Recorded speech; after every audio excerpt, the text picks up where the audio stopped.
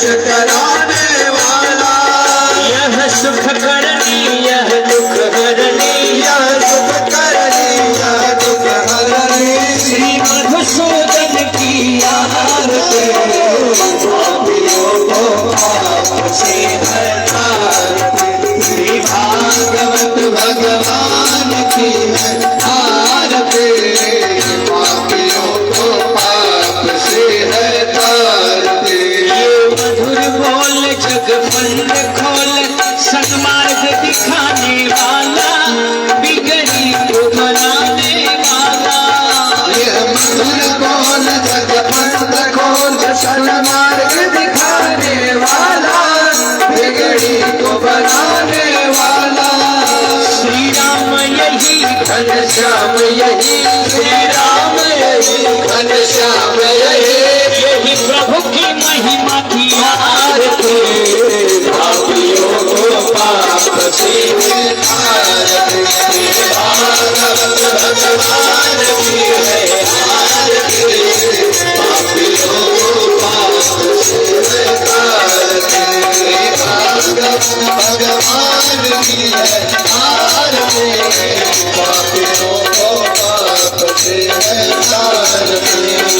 घोर गावल करुणावतारम, संसार सारम भुजगेन्द्रहारम, सदा वसन्तं हृदयारविन्दे, भवं भवानी सहितं नमामि। त्वमेव माता च पिता त्वमेव, त्वमेव बन्धुः सखा त्वमेव, त्वमेव विद्या द्रविणं त्वमेव, त्वमेव सर्वं मम देवदेव, त्वमेव सर्वं मम देवदेव।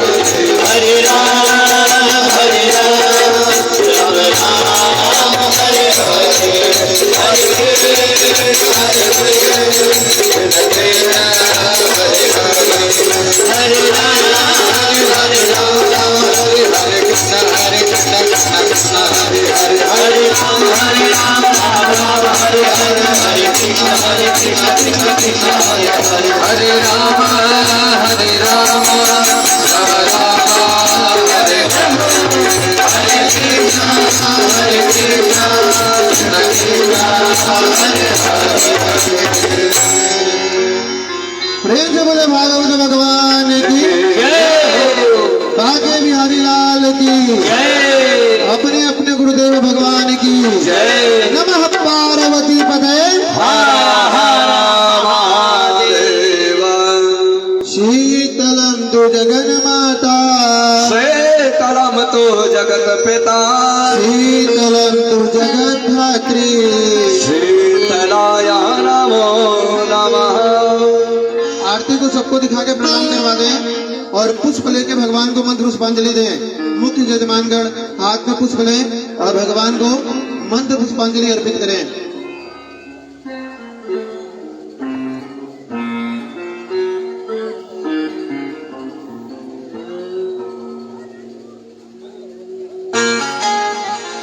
हाथ में पुष्प ले लें।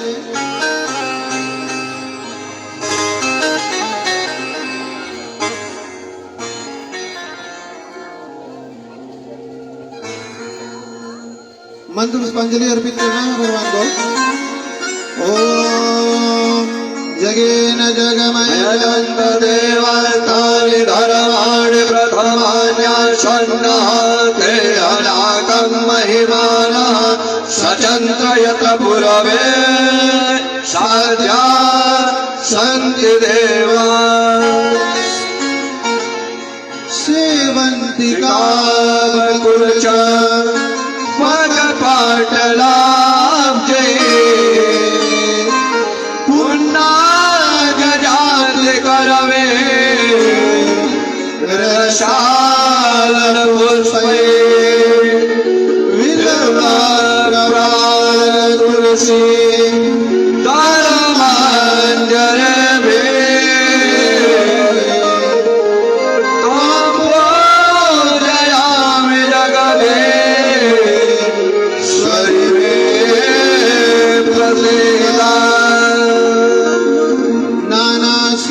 पुष्पाणे यथा कालोद्भवानि च पुष्पांजलि मया दत्ता। गृहाणापा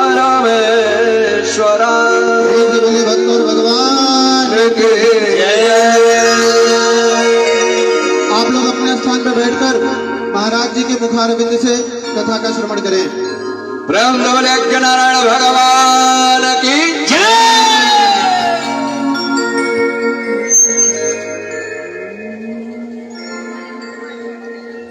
ओम श्री गणेशाय नमः। ओम मंगल मूर्तये नमः। ओम श्री गुरु चरण कमलेभ्यो नमः। ओम गुरुर्ब्रह्मा गुरुर्विष्णु गुरुर्देवो महेश्वरः गुरुर्साक्षात् परब्रह्म तस्मै श्री गुरुवे नमः। ओम वंशी विभूषित करानवनीलदाभा पीतांबरा तरुण बिंब फलाधरोष्ठात्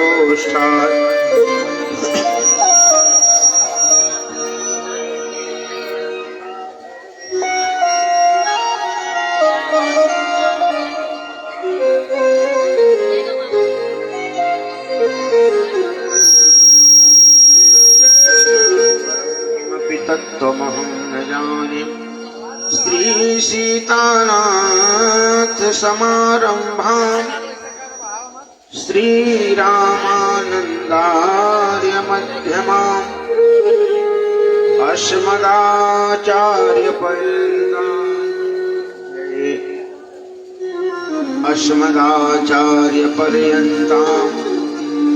जय जय श्री गुरु परंपरा। जिनकी सेवा भाव से ऋणी हुए श्री राम, ऐसे श्री हनुमंत को बारंबार प्रणाम। जय जय श्री राधा रमण, जय जय नवल किशोर, जय गोपी चित चोर प्रभु, जय जय माखन चोर। बोलिए सच्चिदानंद भगवान की जय। बोलिए आज के आनंद की जय। और देखिए हम सभी के बीच में आदरणीय आप श्री डॉक्टर मुन्ना सिंह जी उपस्थित हैं, तो मैं आपको आवाज देना चाहूंगा कि आप मंच पर आइए और महाराज जी का माल्यार्पण करके स्वागत करिए और आशीर्वाद प्राप्त करिए। आदरणीय आप श्री डॉक्टर मुन्ना सिंह जी, अगर हमारी आवाज को आप सुन रहे हैं तो आप मंच पर आइए और महाराज जी का स्वागत माल्यार्पण करके आशीर्वाद प्राप्त करिए। बोलिए सच्चिदानंद भगवान की जय। कारण करुणा वरुणालय भक्त वांछा कल्पद्रुम पीतांबरधारी भगवान श्री श्याम सुंदर भगवान की आह्लादनी शक्ति श्री किशोरी जी,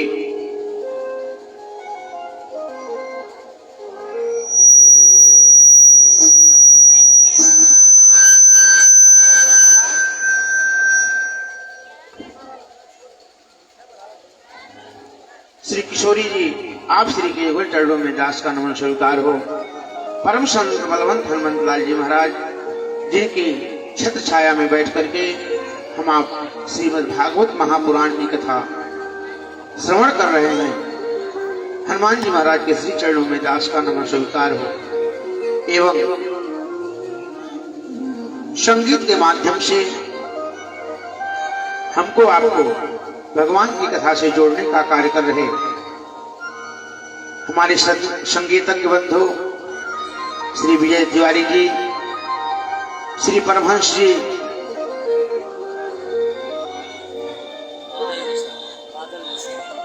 श्री बादल मिश्रा जी जो आंगन पर संगत कर रहे हैं, आप सभी का व्यासपीठ से सादर अभिवादन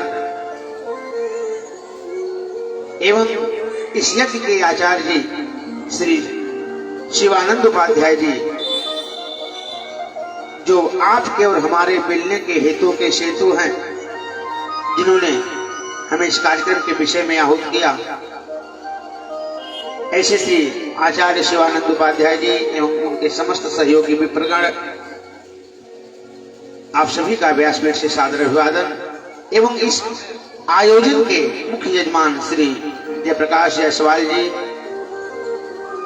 और उनके समस्त परिवार के लोग, समस्त परिकर जो लोग भी इस भगवान की कथा में सहयोग कर रहे हैं, सबको व्यासपीठ से सादर अभिवादन। और यहाँ पंडाल में उपस्थित सभी श्रोतावृंद, आप सभी को सादर जय सिया राम। आइए सर्वप्रथम अपने मन और वाणी को पवित्र करने के लिए 2 मिनट भगवान नाम संकीर्तन किया जाए, क्योंकि ये शरीर क्या है, कहा क्षणभंगुर है। कि क्षणभंगुर जीवन की कलिका, कल प्रात को जाने खिली न खिली। ये जीवन क्षणभंगुर है, कल क्या होगा किसी ने नहीं देखा। तो जो समय परमात्मा ने दिया है, आइए उसका हम सदुपयोग करें। कि क्षणभंगुर जीवन की कलिका, कल प्रात को जाने खिली न खिली। मलयाचल की शुचि शीतल मंद, सुगंध समीर चली न चली। कलिकाल कुठार लिए फिरता, तन नम्र चोट झिली न झिली। इसलिए कि रट ले हरि नाम हरि रसना, फिर अंत समय तो हिली न हिली। इसलिए बड़े भाव से सब लोग भगवान का कीर्तन करेंगे। श्री कृष्ण गोविंद हरे मुरारी, हे नाथ नारायण वासुदेवा। श्री कृष्ण गोविंद हरे मुरारी, हे नाथ नारायण वासुदेवा। हे नाथ नारायण वासुदेवा, हे नाथ नारायण वासुदेवा, हे नाथ नारायण वासुदेवा। श्री कृष्ण गोविंद हरे मुरारी, हे नाथ नारायण वासुदेवा। श्री कृष्ण गोविंद हरे मुरारी, हे नाथ नारायण वासुदेवा। आप लोगों की ताली कमजोर पड़ रही है, जो ताली नहीं बजाएगा उसके बगल वाले की कसम है। अब आप जानो, आपका काम जानो।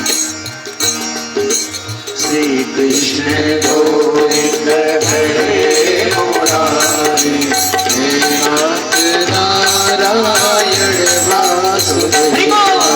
श्री कृष्ण गोविंद हरे मुरारी, हे नाथ नारायण वासुदेवा। तुम तो स्वामी सखा हमारे, तुम तो स्वामी सखा हमारे, हे नाथ नारायण वासुदेवा। कृष्ण गोविंद हरे मुरारी, हे नाथ नारायण वासुदेवा। कृष्ण गोविंद हरे मुरारी, हे नाथ नारायण वासुदेवा। जय जय राधे कृष्ण राधे कृष्ण राधे कृष्ण राधे कृष्ण राधे कृष्ण। जय जय भक्तों के रक्षक भक्तों के प्यारे, हे नाथ नारायण वासुदेवा। संतों के रक्षक भक्तों के प्यारे, हे नाथ नारायण वासुदेवा। संतों के रक्षक भक्तों के प्यारे, हे नाथ नारायण वासुदेवा। श्री कृष्ण गोविंद हरे मुरारी, हे नाथ नारायण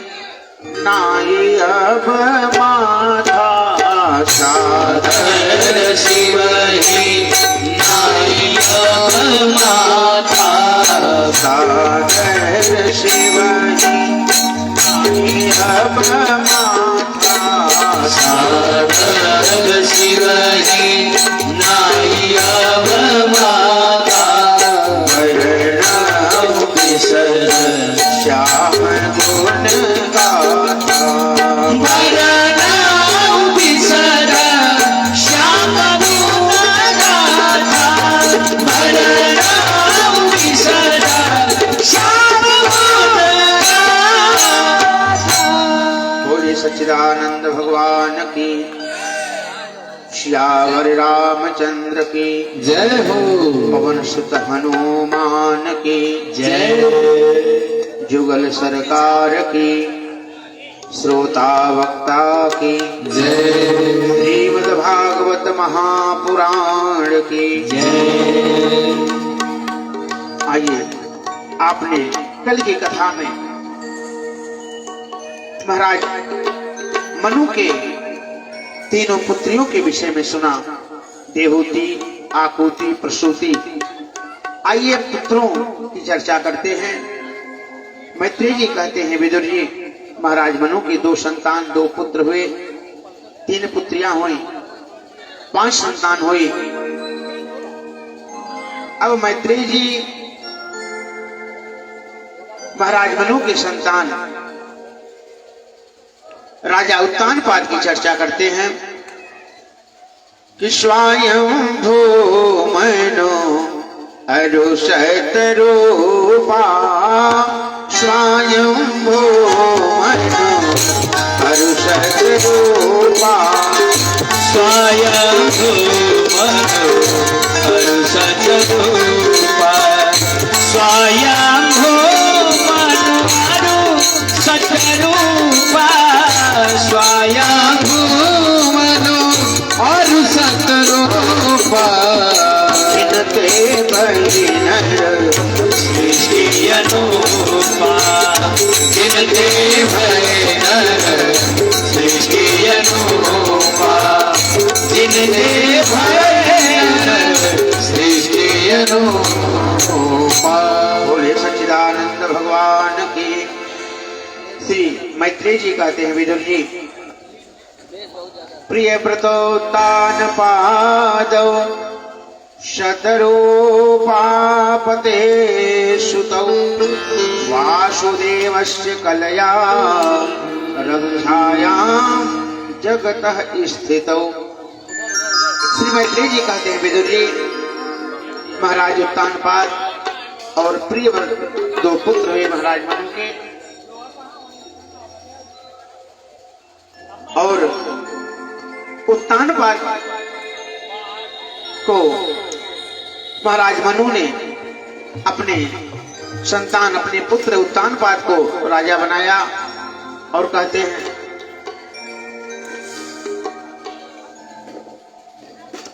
बरबस राज सुतहि द्रौपदीना, बरबस राज सुतहि द्रौपदीना, बरबस राज सुतहि द्रौपदीना, नारी समेत भवन बन कीना, नारी समेत गवन बन कीना, नारी समेत गवन बन कीना।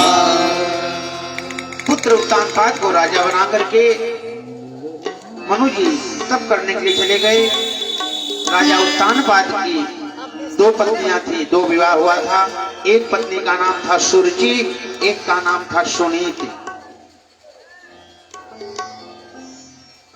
एक का नाम था सुनीति, एक का नाम था सुरुचि। राजा उत्तानपाद सुरुचि को अधिक प्रेम करते थे, जो दूसरी रानी थी सुरुचि को अधिक प्रेम करते थे, और सुनीति को पत्नी कहने में भी लज्जाते थे। एक दिन की बात है, श्री महाराज उत्तानपाद सिंहासन पर बैठ करके सुरजी के पुत्र उत्तम को गोद में लेकर के दुलार कर रहे थे। उत्तम को लेकर के गोद में दुलार कर रहे थे। श्री मैत्रेय जी कहते हैं कि एकदा सुरजे पुत्रम अंकयारोप्य लालयन् उत्तमं नारुरुक्षन्तम् ध्रुवं राजाभिनन्दस। उत्तानपाद अपने पुत्र उत्तम को, सुरजी के पुत्र उत्तम को गोद में लेकर के दुलार कर रहे थे। उसी समय सुनीत के पुत्र 5 वर्ष के बालक ध्रुव ध्रुव जी आकर के सिंहासन पर बैठने की जिद करने लगे, पिता की गोद में बैठने की जिद करने लगे। पिताजी, मेरा एक भाई आपकी गोद में बैठा है, मुझको भी बैठा लो ना, मैं भी आपकी गोद चाहता हूँ, आपकी गोद में बैठना चाहता हूँ। बच्चों का स्वभाव होता है। अब एक भाई पिता की गोद में बैठा है तो ध्रुव जी भी गोद में बैठने का प्रयास करने लगे। उसी समय सुरुचि आ गई, जो ध्रुव जी की विमाता थी, सौतेली मां थी। और सुरुचि ने देखा कि यह ध्रुव सिंहासन पर बैठने का प्रयास कर रहा है, और सुरुचि ने जो विवाह की शर्त रखा था वह यही शर्त थी कि जो मुझसे उत्पन्न पुत्र होगा वही राजा बनेगा, वही सिंहासन का अधिकारी होगा। तो सुरुचि को लगा कि छोटा सा बालक है, अभी सिंहासन पर बैठने की जिद कर रहा है, हो सकता है बाद में हमारे पुत्र को बैठने ना दे। ईर्षा आ गई मन में, ध्रुव को खींच करके नीचे गिरा दिया। अरे दुष्ट, तू सिंहासन का अधिकारी नहीं है, तू इस सिंहासन पर नहीं बैठ सकता है। श्री मैत्रेय जी कहते हैं कि ना गृहे तो मया यत्वं कुक्षाव पितृपात्मजा। अरे तुझको सिंहासन पर बैठना था तो तुझको मेरी गोद से जन्म लेना चाहिए था, और तू सुनीति के गर्भ से जन्म लिया है, इसलिए तुम इस सिंहासन के अधिकारी नहीं हो। ध्रुव जी रोने लगे और सुरुचि ने कहा, ध्रुव, यदि तुमको सिंहासन पर बैठना है तो तुम क्या करो, तुम तप करो, और जब तपस्या करोगे भगवान प्रसन्न होंगे, तुमको वरदान देंगे तो उनसे मांगना कि हे प्रभु, अगला जन्म जब हमारा हो तो सुरुचि के गर्भ से हो। इतनी बड़ी बात कह दिया सुरुचि ने कि तपसाराध्य पुरुषम तव सेवा अनुग्रहेण में गर्भे तुम साधयात्मानं यदीक्षसि नृपासनम। अगर इस राजा के आसन को चाहते हो तो भगवान की आराधना करो, जाओ तप करो। जैसे किसी सांप को लाठी से मार दिया जाए और वह सांप मरे ना तो फुफकारता है ना, उसी प्रकार आज ध्रुव जी माता के खाए हुए व्यंग बाण, देखिए यही है, बाणी का जो घाव होता है बहुत तीखा लगता है। मैया ने व्यंग बाण किया है और कहते कहते सुरुचि ने कह दिया, अरे ध्रुव, अरे तू तो उस अभागन का बेटा है, उस सुनीति का बेटा है जिसको महाराज अपनी पत्नी तक उनको मानने में लज्जा होती है, पत्नी भी नहीं मानते हैं। ध्रुव जी को बात लग गई। ध्रुव जी अपनी मैया के पास आए रोते हुए। मैया ने देखा रोते हुए बालक को, हृदय से लगा लिया। बालक, हे बेटा, तुमको किसी ने मारा क्या, किसी ने डांटा, क्यों रो रहे हो? ध्रुव जी रोते हुए कहते हैं कि मातो शपथ्या सदुरक्त वेद, मातो शपथ्या सदुरक्त वेद, श्वसन प्रजादंड हेतो हताशे। मातो शपथ्या सदुरक्त वेद, श्वसन रुषादंड हताम्यताये।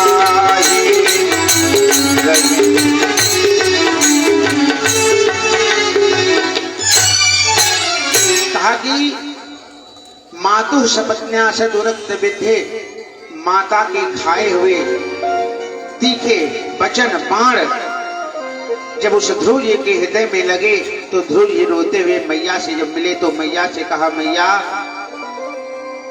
आज मैं सिंहासन पर बैठने का प्रयास कर रहा था, लेकिन मेरी विमाता ने मुझको सिंहासन पर नहीं बैठने दिया, पिता की गोद में नहीं बैठने दिया।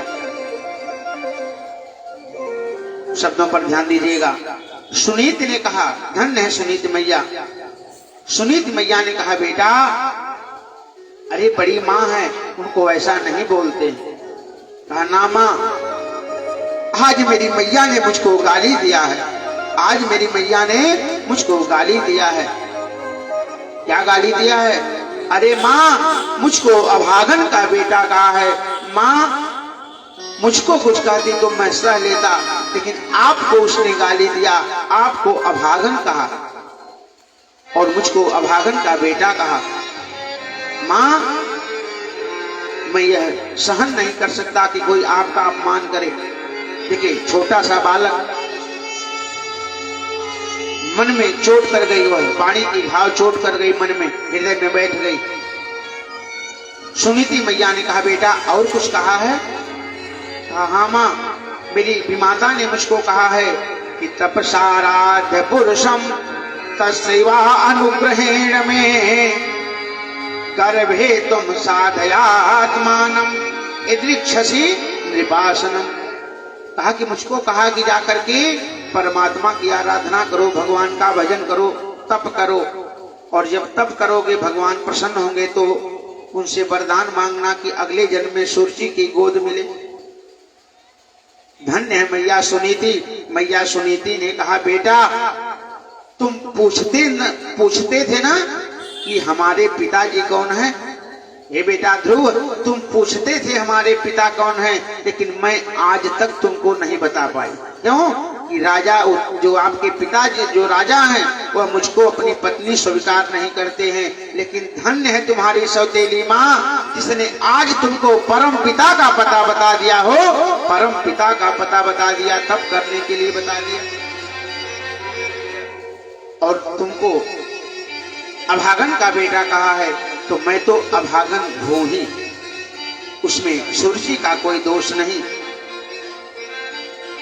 मैं तो अभागन हूं ही, सारा दोष अपने ऊपर ले लिया। कहा, चिंता मत करो, जाकर के भगवान का भजन करो। 5 वर्ष के बालक ध्रुव, जैसे जिस समय राम जी वन को चले गए, राम जी का वनवास हुआ,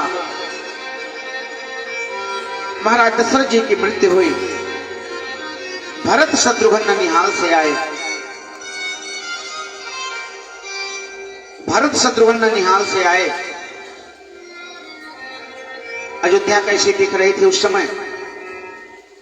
लागत अवध भयावनी भारी, मानहु काल राखी अधियारी। मानव काल राखी अधियारी। लागत अवध भयावन भारी। लागत अवध भयावन भारी। मानव काल राखी अधियारी। मानव काल राखी अधियारी। भरत शत्रुघ्न अभी अयोध्या में पहुंचे जब न, तो बिल्कुल सन्नाटा सा था, और जिसके पास जाते वो मुंह फेर लेता। क्या करता? वह मुंह फेर लेता, कोई कुछ बोलने के लिए तैयार नहीं था। भरत जी ने कहा, आखिर अयोध्यावासी बदल कैसे गए? क्यों? कहीं ना कहीं सबके मन में था कि राम के बन जाने का कारण कोई है तो वह भरत है। इसी भरत के कारण राम वन को गए, महाराज दशरथ मृत्यु को प्राप्त हुए, तो कोई बोल नहीं रहा था। भरत जी बड़े परेशान थे। मैया कैकेयी के पास गए। कैकेयी ने कहा, बेटा मैं तो इनको सब सारी बात बना दिया था, लेकिन थोड़ा बिगड़ गई बात, आपके पिताजी मर गए। भरत जी ने कहा, माँ मेरे भैया नहीं दिखाई दे रहे, भैया कहाँ हैं? कैकेयी ने कहा, वो तो वन को चले गए। और जैसे राम जी के वनगमन को सुना तो पिता की मृत्यु भूल गई, पछाड़ खा करके गिर गए। माँ, तुमने क्या कर दिया? तो किसी ने कहा कि राम के बन जाने का अगर कोई दोषी है, तो किसी ने दोष किसको लगाया? कुछ लोग चर्चा कर रहे थे कि सारा दोष मंथरा का है। यदि मंथरा ने बुद्धि नहीं बिगाड़ा होता तो कैकेयी ने वरदान न मांगा होता, और कैकेयी ने वरदान न मांगा होता तो राम जी वन को नहीं जाते। किसी ने कहा, ना ना, मंथरा का दोष नहीं है, दोष सरस्वती का है, जिस सरस्वती ने आकर के मंथरा की बुद्धि को बिगाड़ दिया। देवता लोग पहुंच गए सरस्वती जी के पास, माँ राम राजा हो जाएंगे तो जो निश्चरों का वध है वह अधूरा रह जाएगा, सब काम अधूरा रह जाएगा। एक काम करो, कोई उपाय करो, राम जी बन चले जाएं। तो कोई सरस्वती को दोष दे रहा था, तो किसी ने कहा ना ना, सारा दोष कैकेयी का है। यदि कैकेयी ने वरदान ना मांगा होता तो राम जी वन को न जाते। तो किसी ने कहा ना ना, कैकेयी का दोष नहीं है, इसमें दोष महाराज दशरथ का है, उनको ऐसा वरदान नहीं देना चाहिए था। किसी ने कहा ना ना, दशरथ जी का भी दोष नहीं है। तो अपना अपना सब लोग मत दे रहे थे, लेकिन जब भैया भरत से पूछा गया तो भरत जी ने कहा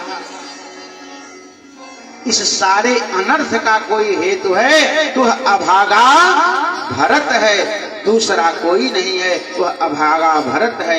आज यह भरत कैकेयी के गर्भ से जन्म ना लिया होता तो मेरे भैया राम को 14 वर्ष वनवास न जाना पड़ता।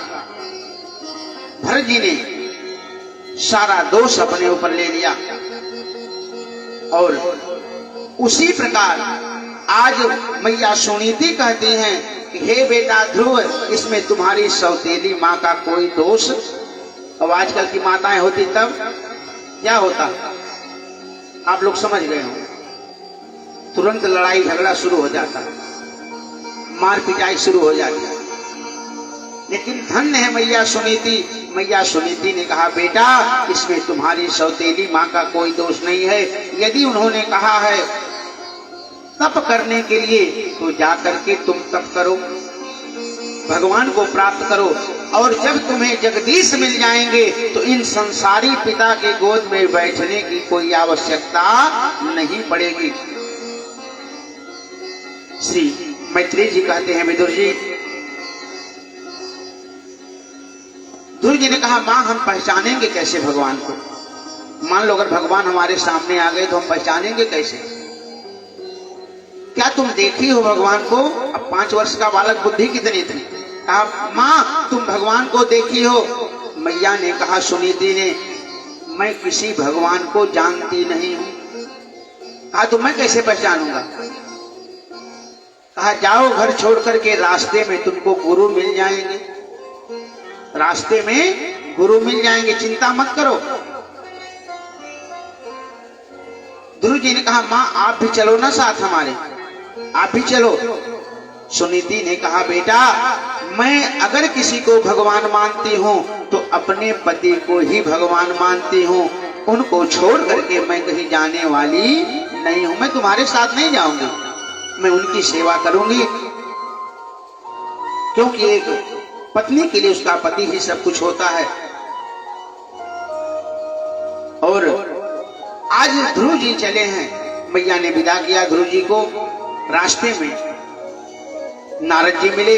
नारद जी ने कहा बेटा कहां जा रहे हो? कहा कि हम तप करने के लिए जा रहे हैं। ध्रुव जी ने कहा हम तप करने के लिए जा रहे हैं। अच्छा देखिए, अगर शिष्य अच्छा है तो उसको गुरु अपने आप ही मिल जाते हैं, गुरु को खोजने की जरूरत। अच्छा कुछ लोग जीवन में कई गुरु करते हैं।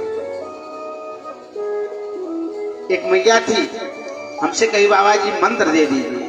हमने कहा इसके पहले आपने कहां से दीक्षा लिया था? कही वो हम अयोध्या से लिए थे, लेकिन कुछ दिन बाद सूचना आई कि बाबा जी सीताराम हो गए, गोविंदाय नमो नमो हो गया। तो फिर हमने जाकर के बनारस से मंत्र लिया। कुछ दिन बाद वो अभी स्वर्ग सिधार गए।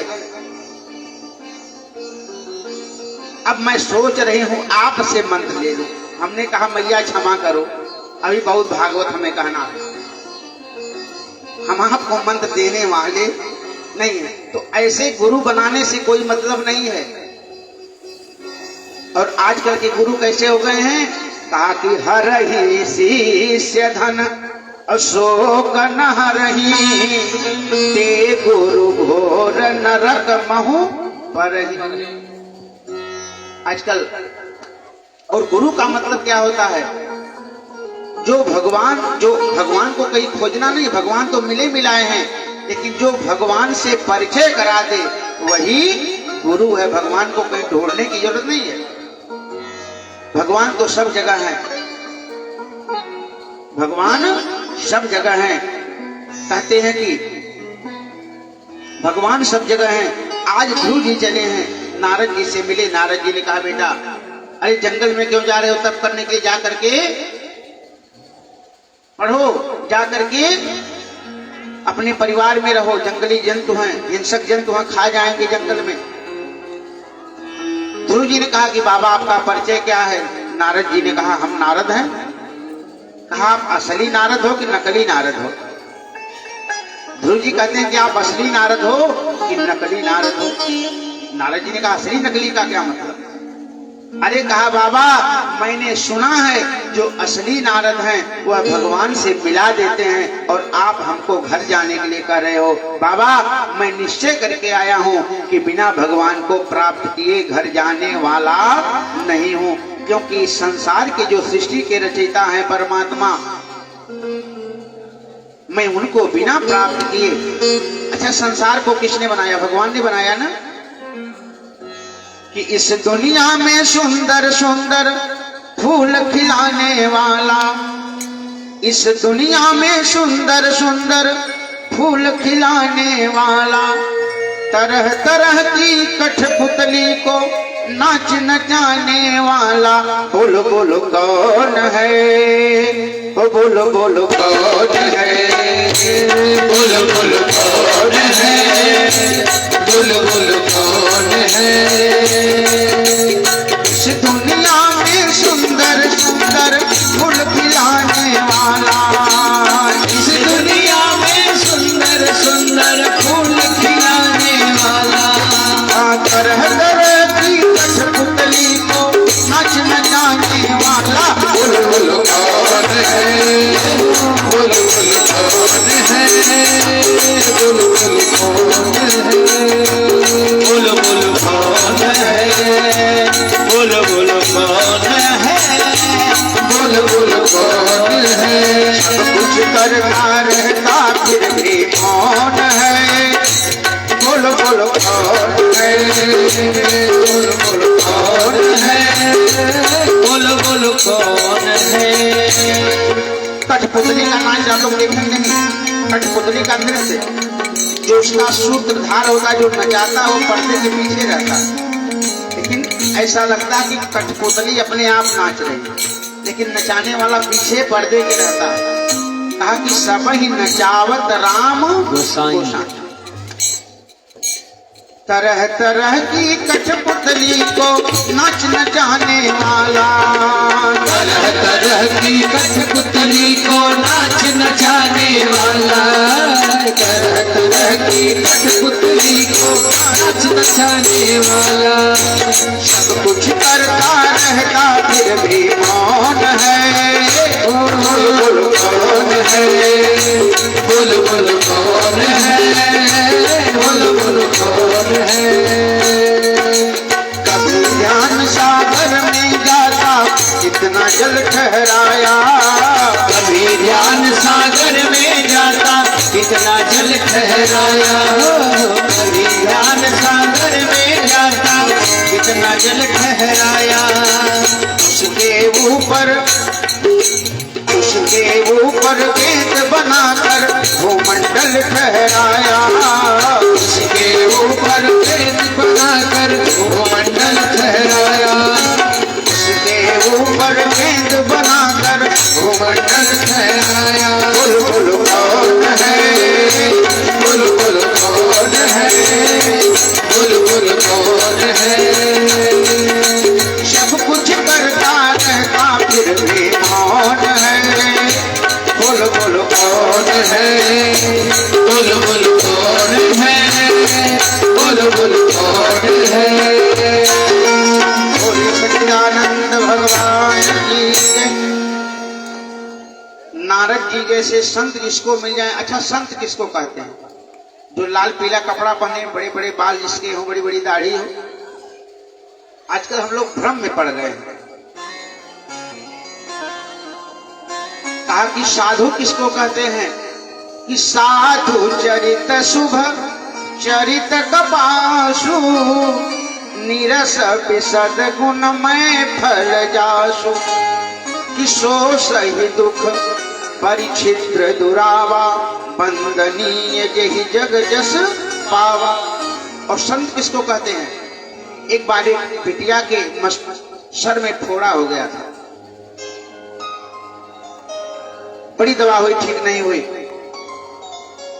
घर वाले परेशान थे दवा करा करके,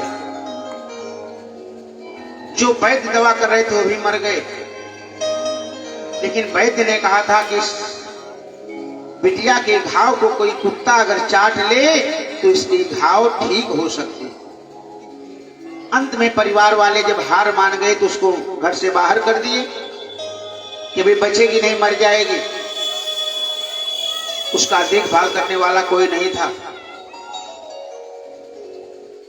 पिता समय से ले जाकर के उसको खाना दे देते, परिवार वाले खाना दे देते, ले जाकर के खा करके पड़ी रहती।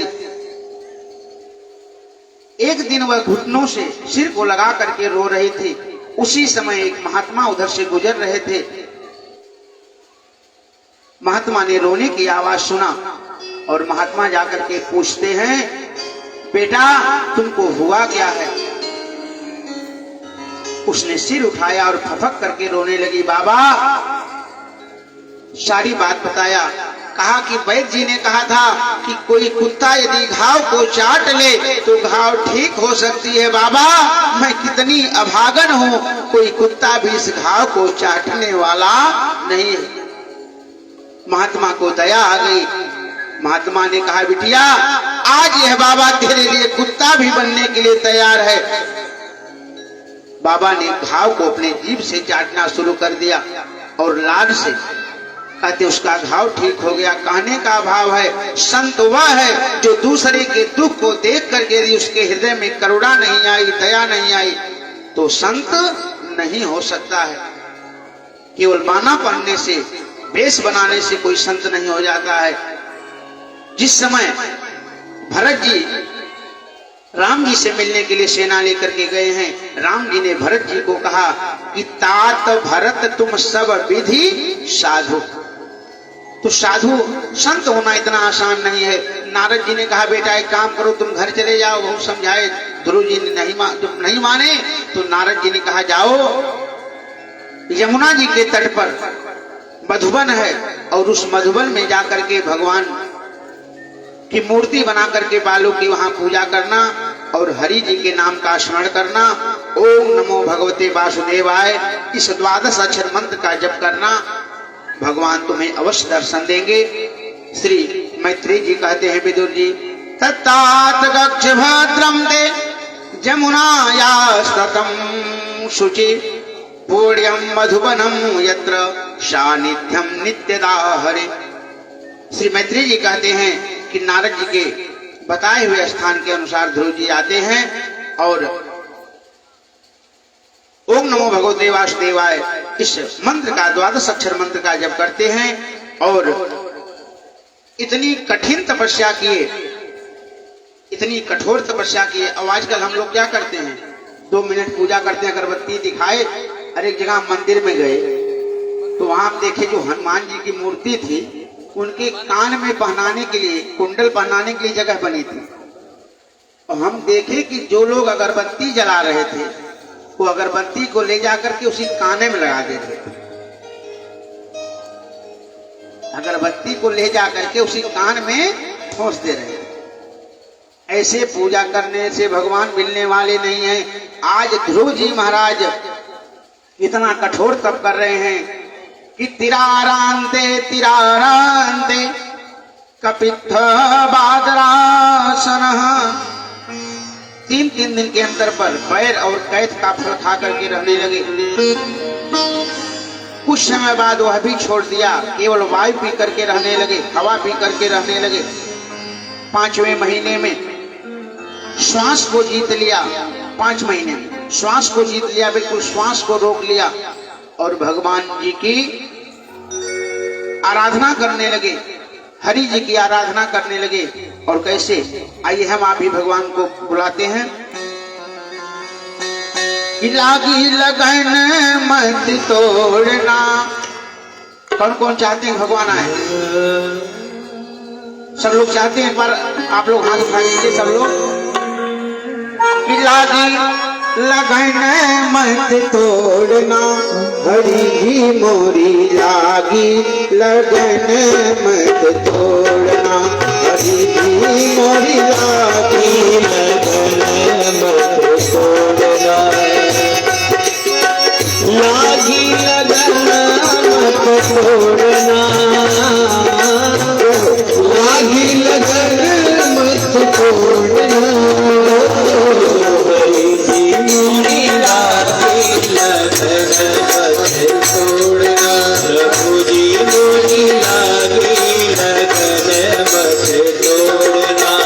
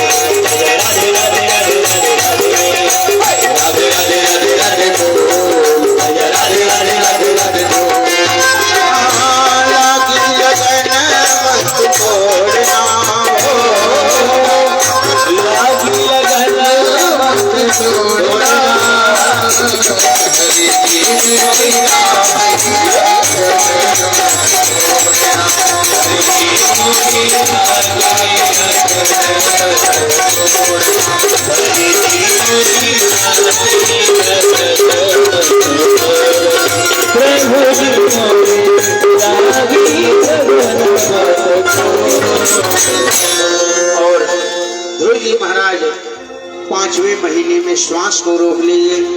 पंचमे यास अनुप्राप्त जिता श्वासो निपात्मजः, पंचमे मास अनुप्राप्त जिता श्वासो निपात्मजः, ध्यायन् ब्रह्मपदैकेन तस्योऽवस्थाणु विवाचलन्।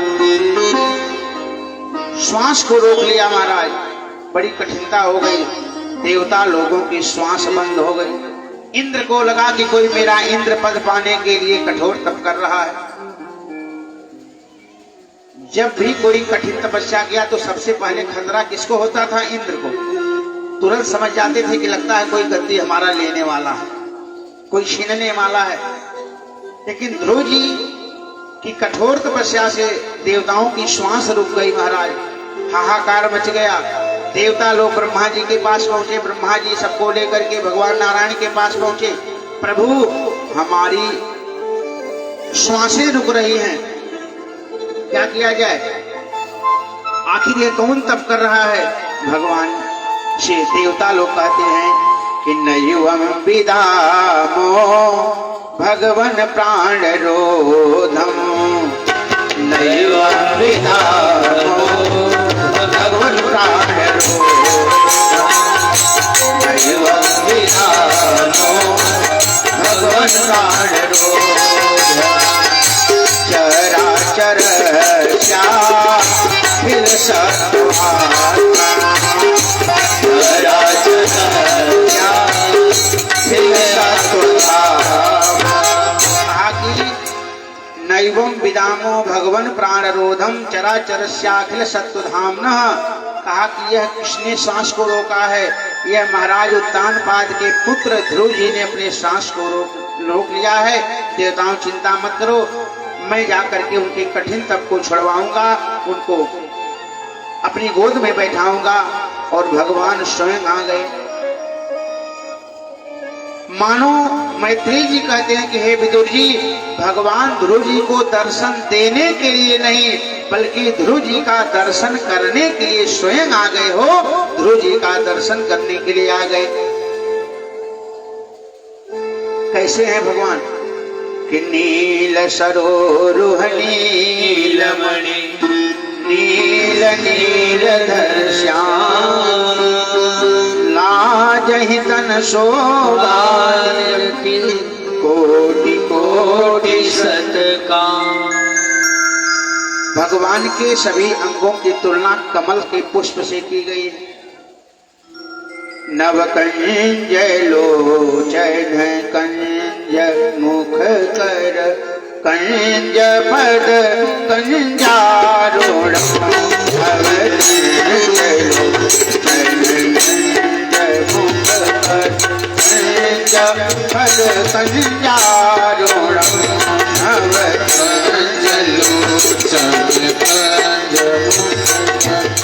भगवान के अंगों की तुलना कमल से की गई है। कहा कि नीले नीले। अच्छा, भगवान का स्वरूप कैसा है जानते हैं आप लोग? नहीं जानते? तीसी का फूल देखेंगे? नहीं, तीसी का फूल, अलसी तीसी का फूल नीला नीला हल्का हल्का रहता है। तो भगवान उसी कलर के उसी रंग के हैं। और कहा कि शंख चक्र गदा हाथ में कमल धारण किए हुए हैं। भगवान गरुड़ पर सवार होकर के हरि अवतार लेकर के आए और भगवान ध्रुव जी को देखते हैं। तो एक बार तो ध्रुव जी को देख करके मन में आया कि उठा लूं गोद में और चूम लूं। छोटे बच्चों को लोग क्या करते हैं? छोटा सा बालक होता तो उसको क्या करते? गोद में लेते हैं, तुरंत उसको चूमते हैं बच्चों को। लेकिन भगवान ने कहा यदि मैं ध्रुव को गोद में लेकर के अगर चूमूंगा तो संसार वाले कहेंगे कि भगवान भी घर गृहस्थी में फंस गए, मोह में फंस गए। तो भगवान ने उसका उपाय ढूंढा। क्या किया जाए? इच्छा तो बहुत हो रही है गोद में लेकर के दुलार करने की, लेकिन भगवान ध्रुव जी को गोद में लेकर के अपने शंख को गाल से स्पर्श करा दिए। क्यों? कि शंख मुख से बजाया जाता है। भगवान ने सोचा यह शंख मेरा जूठा है और भगवान ने शंख को गाल से जैसे लगाया, ध्रुव जी बोल पड़े। लेकिन इतनी विह्वलता है भगवान को देख करके कि वाणी निकल नहीं रही है। कि योवन्तः प्रविश्य मम वाचैमां प्रसुप्तां संजीवयत्यखिल शक्तिधर स्वधाम्ना, अन्याश्च हस्तचरण श्रवणत्वगादीन् प्राणा नमो भगवते पुरुषाय तुभ्यम्। भगवान के शंख जैसे लगे, शंख ज्ञान का प्रतीक है। शंख को जैसे स्पर्श कराया, ध्रुव जी बोल पड़े। भगवान ने कहा ध्रुव क्या मांगना चाहते हो, किस लिए तपस्या की? कहा प्रभु आपका दर्शन हो गया, हमको कुछ चाहिए नहीं। कहा यदि मैं मांग लूंगा तब तो स्वार्थ हो जाएगा। हम आप भगवान से मांगते हैं ना, इसको आसान शब्दों में समझिए। ध्रुव जी ने कहा प्रभु हमको अगर वरदान देना चाहते हो,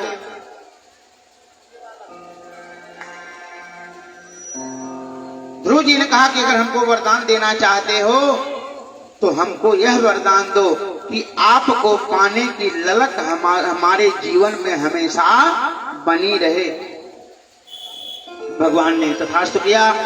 ध्रुव जी 33,000 वर्षों तक शासन किए और अंत में जब मृत्यु का समय निकट आया, भगवान का विमान लेने के लिए आया है और ध्रुव जी देखिए ग्लानि करके भगवान की शरण में गए। भगवान का दर्शन हुआ उनको और जब अंतिम समय आया तो ध्रुव जी ने कहा कि भगवान के पार्षदों से कि मेरी मैया की गति नहीं हुई। भगवान के पार्षद नंद और सुनंद कहते हैं हे ध्रुव जी, जिसका बेटा इतना धर्मात्मा उसकी मां की गति कैसे नहीं हो सकती है?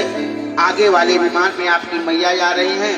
बाबा जी लिखते हैं कि ध्रुव सगलानि जप्यो हरि नाम, ध्रुव सगलानि जप्यो हरि नाम, ध्रुव सगलानि जप्यो हरि नाम, ध्रुव सगलानि जप्यो हरि नाम,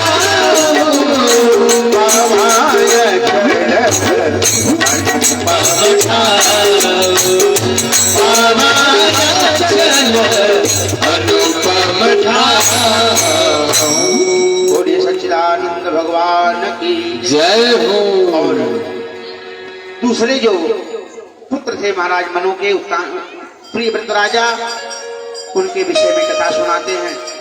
आगे श्री मैत्रेय जी ने विदुर जी को भगवान ऋषभ देव के अवतार का वर्णन सुनाया, जड़ भरत की कथा सुनाई,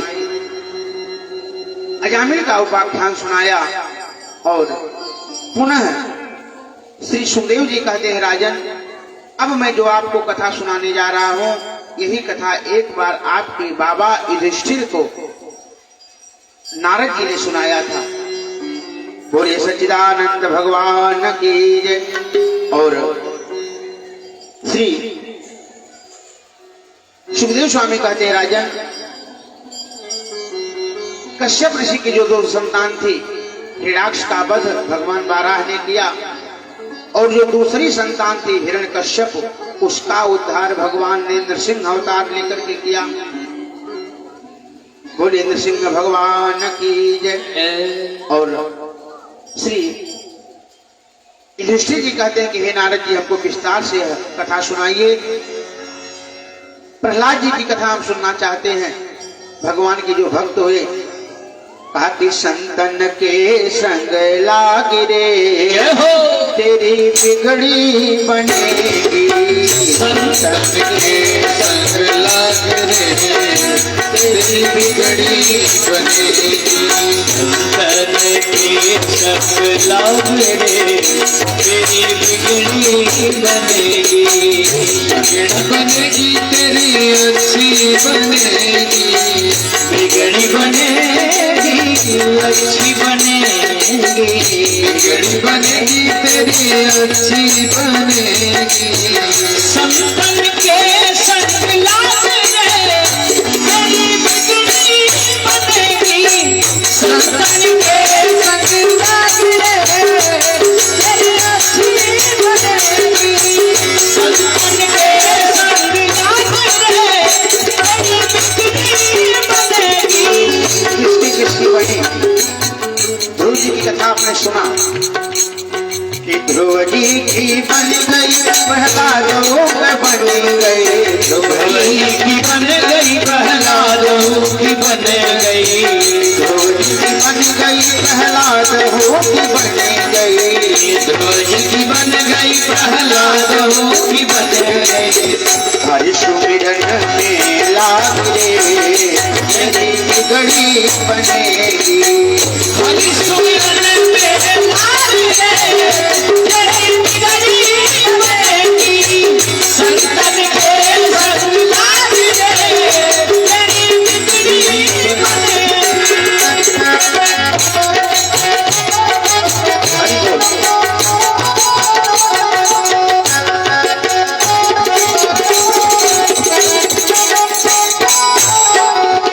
बोल। कहते हैं कागा से तुम्हें हंस करेंगे, कागा से तुम्हें हंस करेंगे, कागा से तुम्हें हंस करेंगे, कागा से तुम्हें हंस करेंगे। जाए उड़ के जागरे बिगड़ी बनेगी।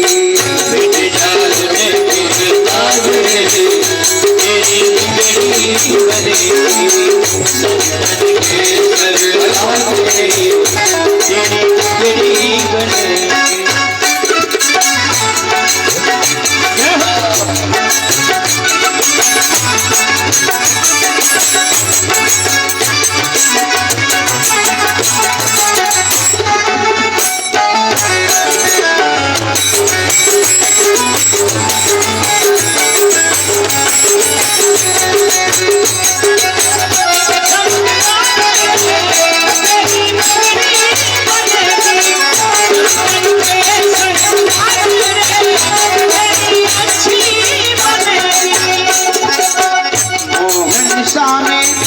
बहुत दिन सोए, मोहनिशा में बहुत दिन सोए, मोहनिशा में बहुत दिन सोए, मोहनिशा में बहुत दिन सोए।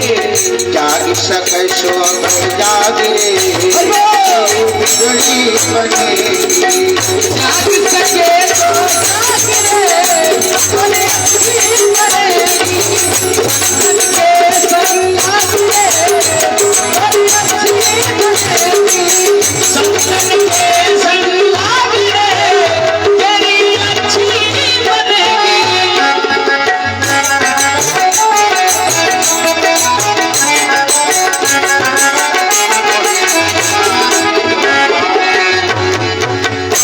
बोले सच्चिदानंद भगवान की जय। जयकारा में आप लोग बहुत कंजूसी कर रहे हैं। संख्या तो अच्छी संख्या हो गई, फिर भी आप लोग कंजूसी कर रहे हैं। देखिए सब जूस अच्छा होता है, लेकिन कंजूस को कोई पसंद नहीं करता। भूख लगी होगी। बोले सच्चिदानंद भगवान की जय। श्री मैत्री जी ने कहा कि विदुर जी, प्रहलाद जी की कथा को एक बार देवर्षि नारद जी ने युधिष्ठिर जी को सुनाया था। श्री नारद जी कहते हैं कि हे युधिष्ठिर जी, जिस समय हिरण्यकश्यप का भाई हिरण्याक्ष उसका वध किया भगवान 12 अवतार लेकर के भगवान ने, तो वह उसी समय से नारायण से वैर रखने लगा। उसने सोचा कि मैं इस नारायण का वध करूंगा, मेरे भाई का वध कर दिया। अपने परिवार वालों को समझाता है, उपदेश करता है, खूब उपदेश किया, लेकिन उपदेश तो किया, लेकिन कहीं ना कहीं उसके मन में वह भाव जमा रहा कि विष्णु ने मेरे भाई का वध किया है, मैं अपने भाई के मृत्यु का बदला अवश्य लूंगा। और हिरण्यकश्यप ने देवर्षि नारद जी से पूछा कि हे नारद जी, किसकी तपस्या करें, किसके लिए प्रार्थना करें कि हमको वरदान मिले। नारद जी ने बताया ब्रह्मा जी की उपासना करो, तुम्हारा कल्याण होगा। हिरण्यकश्यप अच्छा मुहूर्त निकलवा करके, बढ़िया मुहूर्त निकलवा करके तप करने के लिए गया। और जब तप करने के लिए बैठा जैसे, तब तक एक पक्षी क्या किया, एक तोता था, वह पक्षी नारायण नारायण के नाम का उच्चारण करने लगा कि श्रीमन नारायण नारायण नारायण, श्रीमन नारायण नारायण नारायण, श्रीमन नारायण नारायण नारायण, श्रीमन नारायण नारायण नारायण। नारायण नारायण नारायण। और जैसे नारायण नाम कान में पड़ा, हिरण्यकश्यप ने कहा, रे मेरी तपस्या पूरी नहीं हो पाएगी। क्यों? आते ही जिसको मारने के लिए मैं तप करने के लिए आया हूँ, बल प्राप्त करने के लिए, उसी शत्रु का नाम कान में पड़ गया। आते ही विघ्न हो गया, उठ करके चला आया। उसकी पत्नी कयाधु ने कहा, स्वामी बड़ी जल्दी आ गया, हो गई तपस्या? अरे कहा, देवी तपस्या कहाँ हुई, तपस्या में विघ्न पड़ गया। कहा क्या हुआ? अरे कहा, एक पक्षी ने नारायण नारायण कहना शुरू कर दिया, मेरी तपस्या भंग हो गई। और श्री नारद जी कहते हैं कि हे युधिष्ठिर जी, कुछ समय बाद फिर उसने विचार मन में किया कि हमको तप करना चाहिए। और उसकी पत्नी कयाधु को गर्भ था, उस कयाधु को छोड़ करके वह तप करने के लिए जाता है, तप करता है। और श्री नारद जी कहते हैं कि ब्रह्मा जी प्रकट हुए और ब्रह्मा जी ने कहा, उत्तिष्ठोत्तिष्ठ भद्रं ते तपः सिद्धोऽसि काश्यप वरदोऽहम् अनुप्राप्तो प्रियतामीप्सितो वरः। कहा कि परम रोहि वरदान मांगो। इतनी कठोर तपस्या कौन कर सकता है महाराज? इतना कठोर तप किया है हिरण्यकश्यप ने, उसके शरीर में दीमक लग गई, केवल आंख दिखाई दे रही थी, पूरे शरीर में दीमक लग गई, मिट्टी पूरा जम गई। और ब्रह्मा जी ने अपने कौंडल के जल से उसको शुद्ध किया, शरीर स्वस्थ हुआ। ब्रह्मा जी ने कहा, परम रोहि वरदान मांगो। हिरण्यकश्यप ने कहा, महाराज हमको वरदान दे दो कि मैं अमर हो जाऊं। क्या हो जाऊं? मैं 84 लाख योनियों में जो आप बनाए हैं जीव, किसी जीव से हमारी मृत्यु ना हो, किसी जीव से हम ना मरे।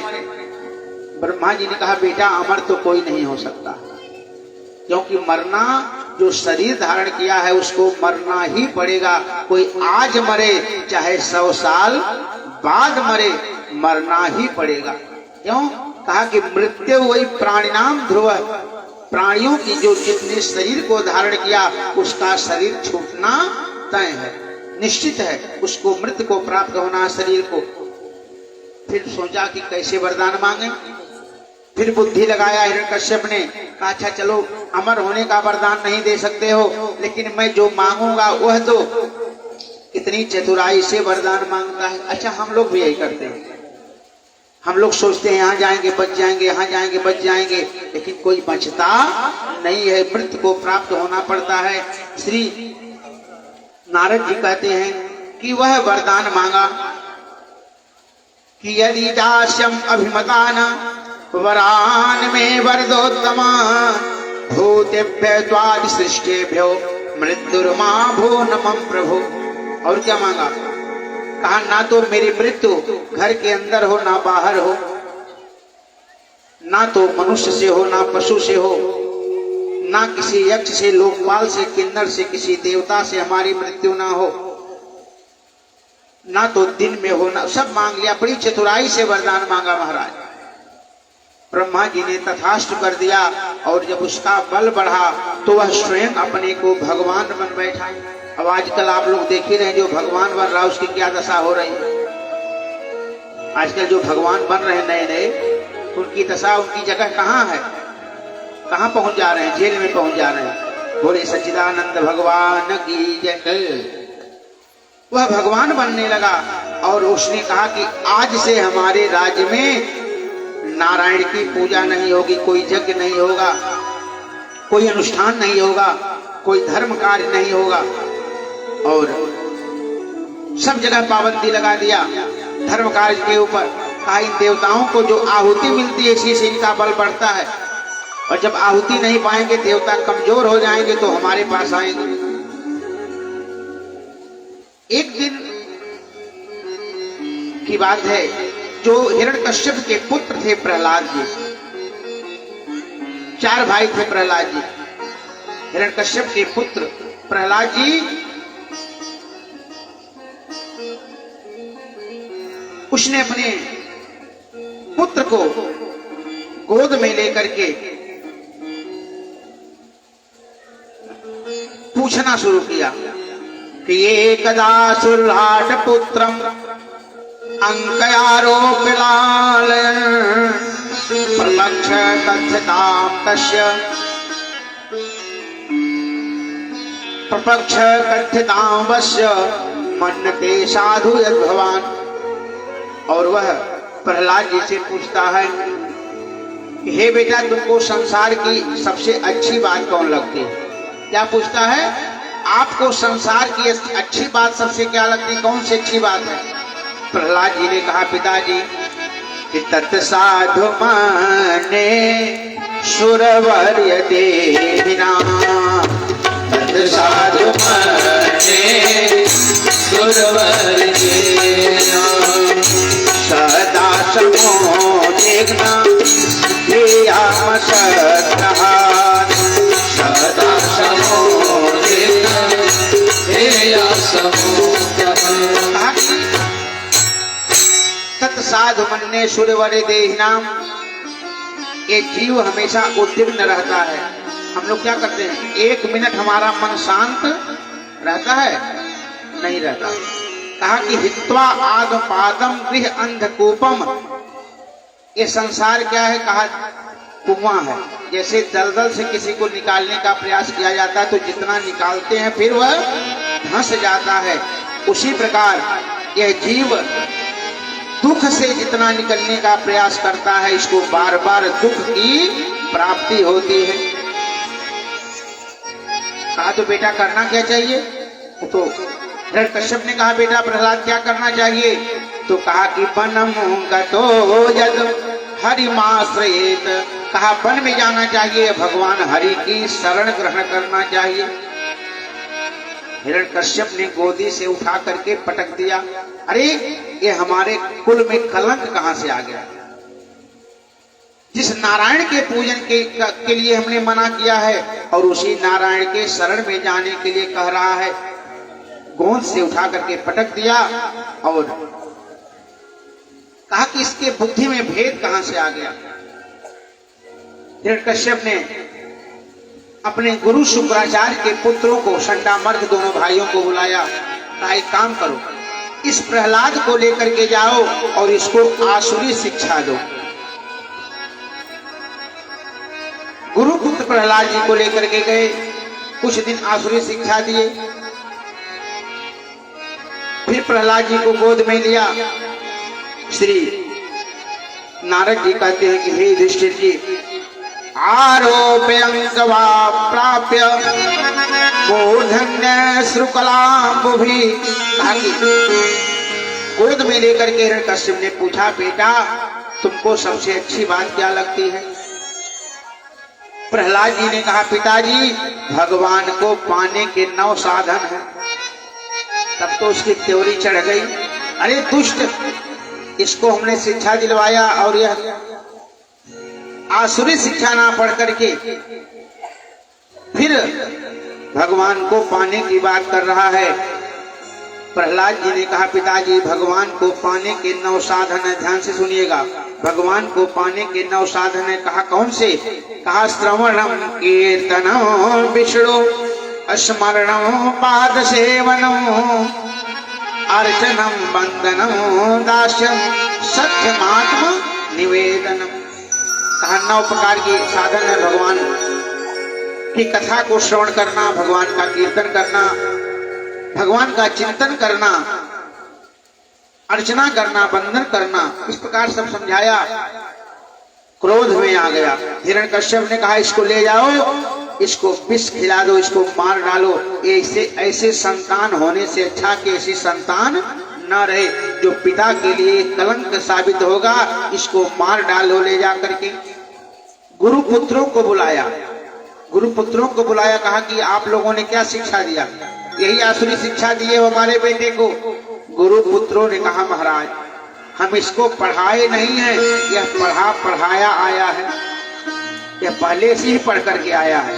गुरुपुत्र कहते हैं कि नामत प्रणीतम ना पर प्रणीतम सुतो बदस्ते न तवेन्द्र शत्रु।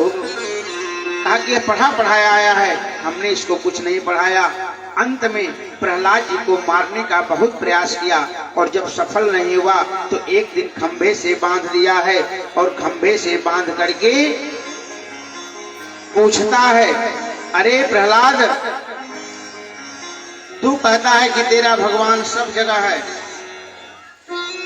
तू कहता है तेरा भगवान सब जगह है। प्रहलाद जी ने कहा, महाराज ऐसी कोई जगह ही नहीं है जहाँ हमारे भगवान ना हो। कि हरि व्यापक सर्वत्र समाना, हरि व्यापक सर्वत्र समाना, हरि व्यापक सर्वत्र समाना, प्रेम के प्रगट होहि मैं जाना, प्रेम के प्रगट होहि मैं जाना। कहा कि ऐसी कोई जगह नहीं है जहाँ भगवान ना हो। कहा कि ना केवलम में भवतस्य राजन स वै बलम बलिनाम च परेशान परावरे में स्थिर जंगमाये ब्रह्मादयो ये न बसम प्रणीता।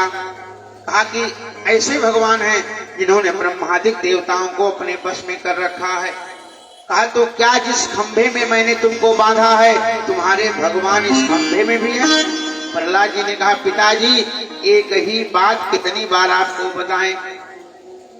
कहा कि एक ही बात कितनी बार आपको बताएं? इस खंभे में भी है, हर जगह है। और अंत में खींच गया हिरण्यकश्यप खींच गया और उसी खंभे को तोड़ने का प्रयास किया। और कहते हैं सुखदेव स्वामी, वह हिरण्यकश्यप कहता है कि हे प्रहलाद, यदि तुम्हारे भगवान इस खंभे में है तो मुझको दिखाई क्यों नहीं दे रहे हैं? प्रहलाद जी ने कहा, पिताजी आपका चश्मा ठीक नहीं है। जो आप चश्मा लगाए हो उस चश्मे से भगवान दिखने वाले नहीं हैं।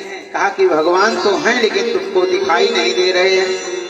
कि अस्तया मंद भाग्योक्तो मदन्यो जगदीश्वरः क्वासयादि सर्वत्र तस्मात् स्तंभेन दृश्यते। इस खंभे में तो नहीं दिखाई दे रहे। खंभे को तलवार से मारा। अच्छा, भगवान उस समय थे क्या? भगवान आज नहीं है। भगवान तब भी थे, आज भी हैं और हमेशा रहेंगे। लेकिन भक्त का भाव होना चाहिए कि सूरयने कफिरे कनमागत कि पै पद सुस्वाद कहा। अनेकों सूरदास भिक्षा मांगते हुए घूम रहे हैं, लेकिन महाराज जो सूरदास ने पद गाया, जो भजन गाया वृंदावन में, ऐसा कोई आज तक नहीं गा पाया। जो मीराबाई ने पद गाया कोई नहीं गा पाया। और कहा कि नरसिंह बसे प्रतिखंभन में पर काढ़ने को प्रहलाद कहाँ। आज प्रहलाद जी कहते हैं, पिताजी इस खंभे में भी भगवान है। खंभे को तलवार से मारा। भगवान ने सोचा कि आज मैं अगर प्रकट नहीं होऊंगा तो मेरे भक्त की बात झूठी हो जाएगी। भगवान ने अपने भक्त प्रहलाद की बात को सत्य करने के लिए उस खंभे से भगवान प्रकट हो गए। बोले नृसिंह भगवान की जय। नृसिंह अवतार लेकर के भगवान प्रकट हुए। सत्यम विधातुम निज भृत्य भाषितम व्याप्तिम च भूतेषु खिलेषु आत्मनः। उस खंभे से भगवान प्रकट हो गए। भगवान ने तुरंत हिरण्यकश्यप को पकड़ा और ले जाकर के देवढ़ी पर अपनी जांघों के ऊपर बैठा दिया। खींच करके पकड़ लिया। आधा शरीर सिंह का, आधा नर का। हिरण्यकश्यप ने कहा, महाराज आप मुझको मार नहीं सकते। कहा क्यों? अरे कहा, मैंने ब्रह्मा जी से वरदान मांगा है कि आपकी बनाई हुई सृष्टि में किसी जीव से हमारी मृत्यु ना हो। नृसिंह भगवान कहते हैं कि हमारे शरीर को देख लो, हम क्या लग रहे हैं। ऐसे सृष्टि को ब्रह्मा ने बनाया ही नहीं, ऐसे शरीर को नहीं आज तक बनाया। हिरण्यकश्यप ने कहा महाराज मैंने ब्रह्मा जी से मांगा है कि आपके 12 बनाए हुए 12 महीनों में किसी महीने में हमारी मृत्यु ना हो। नरसिंह भगवान ने कहा कि हे हिरण्यकश्यप, यह 12वां नहीं 13वां महीना चल रहा है। 13वां महीना कौन सा? कहा मैं तो जानता ही नहीं था 13वां महीना भी होता। कहा 13वां महीना कौन? कहा अधिक मास चल रहा है, जिसको मल मास कहते हैं, अधिक पुरुषोत्तम मास कहते हैं। कहा कि अंत में भगवान उसको अपने नाखूनों से उसके हृदय को विदीर्ण कर दिए और हिरण्यकश्यप का भगवान ने वध किया, उद्धार किया है। आगे प्रहलाद जी को दुलार किया। प्रहलाद जी से पूछा बेटा क्या चाहते हो, क्या मांगना चाहते हो? प्रहलाद जी ने कहा प्रभु यदि हमको कुछ देना चाहते हो तो हमको यही वरदान दो कि आपसे हमें मांगने की कभी इच्छा ही ना हो, हमें कुछ नहीं चाहिए, आपसे मांगने की हमें इच्छा ना हो। इस प्रकार भगवान ने प्रहलाद जी को वरदान दिया, अभय प्रदान किया है। आगे सुखदेव स्वामी कहते हैं राजन, अष्टम स्कंध में श्री सुखदेव स्वामी कहते हैं कि अष्टम स्कंध में समुद्र मंथन की कथा सुनाए और उस समुद्र मंथन से 14 प्रकार के रत्न निकले कि श्री मणिरंभा वारुणी अमीय शंख गजराज कल्पतरु शशि धेनु धनो धनवंतरि विषबाज।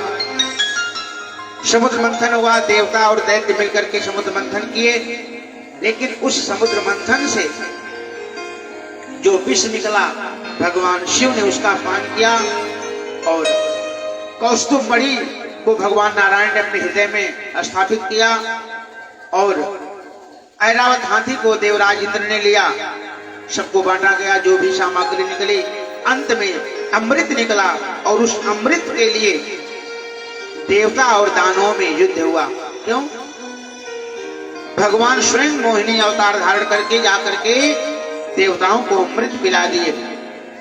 इसलिए कहा गया है उसी अमृत पान करते समय सूर्य और चंद्रमा के बीच में राहु नाम का एक दैत्य बैठ गया जाकर के और उसने अमृत का पान कर लिया। भगवान ने अपने सुदर्शन चक्र से राहु के सिर को काटा और कहते हैं कि मान सहित विष खाई के शंभु भयो जगदीश बिना मान अमृत पिए राहु कटायोशी। और भगवान देवताओं को अमृत का पान करा करके अंतर ध्यान हो गए। देवताओं में और दैत्यों में बड़ा भयंकर संग्राम हुआ, देवासुर संग्राम। और उस देवासुर संग्राम में दैत्यों की विजय हुई और जो स्वर्ग की सत्ता महाराज बलि को मिली, महाराज बलि ने स्वर्ग का शासन संभाला। लेकिन भगवान नारायण ने मन में विचार किया कि तो ठीक नहीं हुआ, व्यवस्था उल्टी पलटी सब हो जाएगी। दैत्य स्वर्ग के सिंहासन पर बैठ गए। भगवान ने एक अवतार लिया। कौन सा अवतार? आप लोग नाम सुने होंगे, वामन भगवान का। बोलिए वामन भगवान की जय। और वामन भगवान का अवतार लिए कश्यप और उनकी दूसरी जो पत्नी थी अदिति के गर्भ से वामन भगवान का प्राकट्य हुआ है। और वामन भगवान बलि महाराज के यज्ञशाला में पहुंचे हैं। बलि महाराज के यज्ञशाला में पहुंचे हैं और वहां जाकर के आसन ग्रहण किया। बलि ने बड़ा स्वागत किया है। और बलि ने जब देखा महाराज वामन भगवान को कि तम बटुवामनम दृष्ट्वा मोदमाना महर्षयः कर्माणि कारयामाशु पुरस्कृत्यं प्रजापति। हाथ में कमंडल है वामन भगवान के, एक हाथ में छत्र है, शरीर पर मूंछ की जनेऊ है, बड़ी सुंदर लग रहे हैं वामन भगवान। और बामन भगवान को देख करके वह बलि बड़ा प्रसन्न हुआ और स्वागत किया है बामन भगवान का। और अंत में बलि ने बामन भगवान से पूछा, महाराज कुछ पाने की इच्छा हो तो बताओ। स्वागतम ते नमस्तुभ्यं ब्राह्मण किम करवामि ते ब्रह्मर्षीणां तपः साक्षात् मन्ये त्वार्य वपुर्धरम्। बामन भगवान से पूछा बलि ने, महाराज क्या चाहते हो, क्या इच्छा है, कुछ पाने की इच्छा है? बामन भगवान ने कहा, हमारी कोई इच्छा नहीं है, हम कुछ मांगने के लिए नहीं आए हैं। अरे बलि ने कहा, चक्रवर्ती सम्राट बलि के पास आए हो, कुछ मांग लो। महात्मा जी कुछ मांगना चाहते हो, मांग लो। श्री सुखदेव जी कहते हैं, राजन बलि ने कहा कि गाम कांचनम गुणवद्धाम मृष्टम तथा नभे उतवा विप्रकन्याम रामान समृद्धा दुर्गान गजान वा प्रथास्तहा उत्तम संप्रतीक्षत। हे बामन भगवान, आप कहिए तो आपका विवाह करा दें। क्या कहा? आप कहिए तो आपका विवाह करा दें। बामन भगवान ने कहा, अच्छा मान लो विवाह करा दिए तो 2-4 बाल गोपाल होंगे, और उसमें से मान लो कोई मर गया तो जो मरने के बाद रोना पड़ता है और रोएगा कौन? अरे कहा, महाराज विवाह की हमारी जिम्मेदारी है कि रोने की जिम्मेदारी है? कहा कि यदि जिस व्यवस्था में हमको रोना पड़े, हमको ऐसी व्यवस्था नहीं चाहिए, हमको विवाह नहीं करना है। कहा तो 2-4 गांव दान में ले लो। बामन भगवान तैयार नहीं हुए। अंत में जब बहुत जिद कर दिया ना, तब बामन भगवान ने कहा कि हे बलि, यदि तुम हमको कुछ देना चाहते हो तो केवल 3 पग भूमि दे दो। अब बामन भगवान 52 अंगुल के छोटा सा पैर, कहा कि हमको 3 पग भूमि चाहिए। कितना तत्तो महिमे खद प्रणय हम वरदार्षभा पदानि तीर्धेन्द्र सम्मतानि पदा मम। कहा 3 पग भूमि चाहिए, लेकिन मेरे पैर से मैं नापूंगा। बलि हंसने लगा। अरे महाराज, एक तो जैसे आप छोटे से हो, आपकी बुद्धि भी छोटी है। आप 52 अंगुल के छोटे हो, आपकी बुद्धि भी छोटी सी है। यहो ब्राह्मण दायाद वाचस्ते वृद्ध समूमृता तो बालो बालिशमते स्वार्थम प्रत्यबुधो यथा। अरे आप जैसे छोटे हो, आपकी बुद्धि भी छोटी है। अरे चक्रवर्ती सम्राट के पास आकर के 3 पग भूमि मांग रहे हो, मेरी बेइज्जती कराओगे। बामन भगवान ने कहा कि हमको इससे ज्यादा कुछ चाहिए नहीं। कहा लेकिन संकल्प करके देना पड़ेगा। संकल्प करो। और जैसे संकल्प को हाथ में लिया, महाराज जल लिया, कुशा लिया, संकल्प करने जा रहे थे बलि, तब तक शुक्राचार्य जी आकर के हाथ पकड़ लिए। कहा बेटा, देवासुर संग्राम में मैंने तुमको बचा लिया अमृत संजीवनी विद्या से, स्वर्ग का सिंहासन मैंने तुमको दिलाया, लेकिन आज गुरु बाबा को भूल गए। जब मालिक हो गए संपत्ति के तो गुरु बाबा को भूल गए। अरे जानते हो एक कौन है जिसको संकल्प में 3 पग भूमि देने जा रहे हो? ये छलिया नारायण है। कहा कि ए सबैरोचने साक्षात भगवान विष्णुर अव्ययः कश्यपा अदिते जातो देवानाम कार्य साधक। कहा कि यह देवताओं का कार्य सिद्ध करने के लिए आए हैं। अरे बलि, तुम श्रीहीन हो जाओगे, लक्ष्मी नष्ट हो जाएंगी। एक काम करो, इस महात्मा से कह दो, इनसे कह दो बाबा जी से कि हम कुछ देने होने की बात नहीं किए, जाओ यहाँ से पधारो। बलि ने कहा गुरुदेव, हम झूठ नहीं बोल सकते हैं।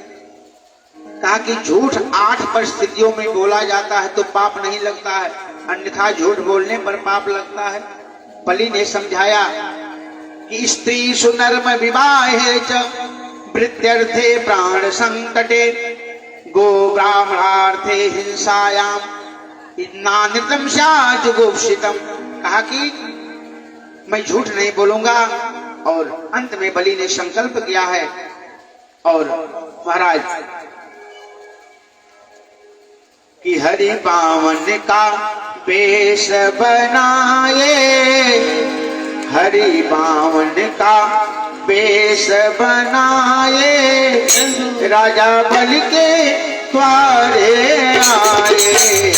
हरि बावन का वेश बनाए, राजा बलि के द्वारे आए। हरि बावन का वेश बनाए, राजा बलि के द्वारे आए। हरि बावन का वेश बनाए, बलि राजा के द्वारे आए। हरि बावन का वेश बनाए, राजा बलि के द्वारे आए। बावन भगवान को जब लेने के लिए 3 पग घूमे, बलि तैयार हो गए, संकल्प हुआ है महाराज, और 3 पग में ही सब कुछ नाप लिया, सब ले लिया। 2 पग में सब नाप लिया, तीसरा पग कहाँ रखें? भगवान ने कहा बलि कहाँ रखूं? कहा कि कहाँ रखूं? कहा सरकार एक बात बताइए कि धन बड़ा होता है कि धन का मालिक बड़ा होता है? कहा नहीं, मालिक बड़ा होता है, क्योंकि धन तो मालिक से ही होता है। तो कहा कि अभी मेरा शरीर बाकी है, आप मुझको नाप लीजिए। 2 ही पग में सब ले लिए, और तीसरा पग बलि ने सहर्ष अपने शरीर अपने माथे पर रखवाया। भगवान बड़े प्रसन्न हुए। कहा बलि तुम बड़े चालाक हो। अरे कहा प्रभु इसमें चालाकी की क्या बात है? जो आपका था मैंने आपको दिया, इसमें मेरा क्या गया? कहा तेरा तुझको अर्पण, क्या लागे मेरा। अंत में भगवान प्रसन्न हो गए। कहा बलि मांगो क्या चाहते हो, और मैं तुमको सुतल लोक का राज देता हूँ। अंत में भगवान ने बलि को सुतल लोक का राज दिया है। लेकिन बलि ने कहा एक शर्त है, आपको हमारे साथ चलना होगा, और मैं जिस दरवाजे से निकलूंगा आप हमको उस दरवाजे पर मिलेंगे खड़े। भगवान ने कहा तो ऐसा भक्त हमको बांध दिया, बंधन में बांध दिया। भगवान गए, और महाराज कुछ समय बीता, देवी लक्ष्मी ने पता लगाया कि भगवान तो बंध गए हैं बलि के यहाँ, स्वयं आई हैं और बलि को रक्षा बांधा, भाई बनाया कि जेन बद्धो बलि राजा दानवेंद्रो महाबल, तेन त्वां प्रतिबध्नामि रक्षे माचल। बलि को भाई बनाया, और भगवान नारायण को लेकर के वापस वैकुंठ में आते हैं। और इस प्रकार अष्टम स्कंद की जो है कथा श्री सुखदेव स्वामी महाराज परीक्षित को सुनाते हैं। 52 भगवान के अवतार की कथा सुनाया। आगे 9वें स्कंद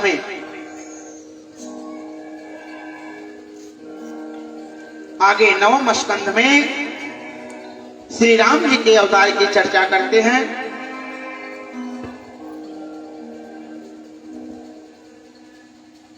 श्री गोस्वामी तुलसीदास जी 2 चौपाई में श्री कृष्ण कथा का वर्णन किए हैं। श्री रामचरितमानस में 2 चौपाई में श्री रामचरितमानस में भगवान कृष्ण की चर्चा किए हैं कि जब जदुवंश कृष्ण अवतारा, जब जदुवंश कृष्ण अवतारा,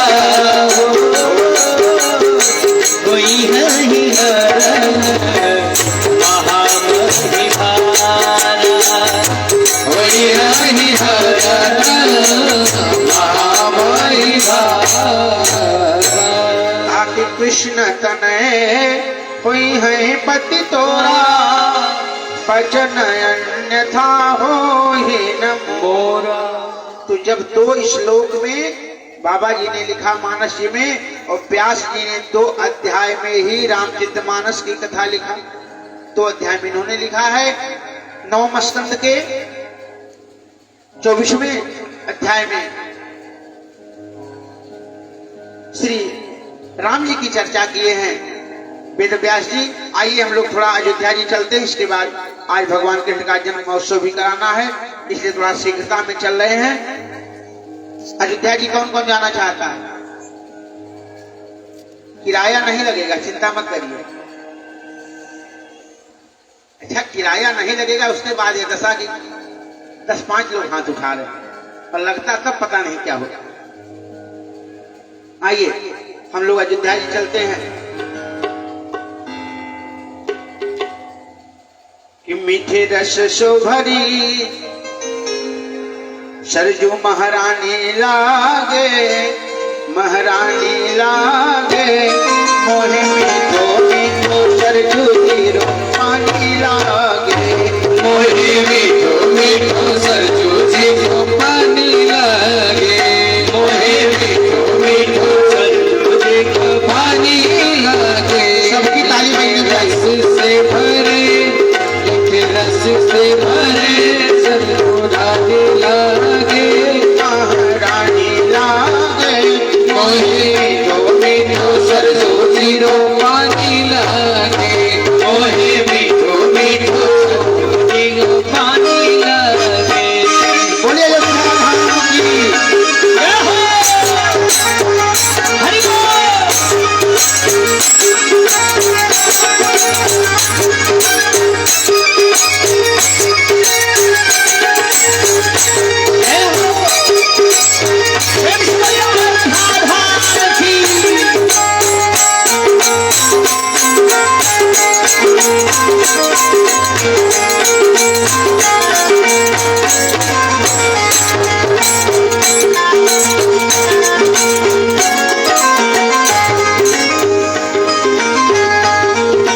हरि धन्य कौशल्या, धन्य सुमित्रा, धन्य कैकेयी मैया हो, धन्य सुशीला, धन्य सुमित्रा, धन्य कैकेयी मैया, धन्य कौशल्या, धन्य सुमित्रा, धन्य कैकेयी मैया हो, धन्य कौशल्या, धन्य सुमित्रा, धन्य कैकेयी मैया।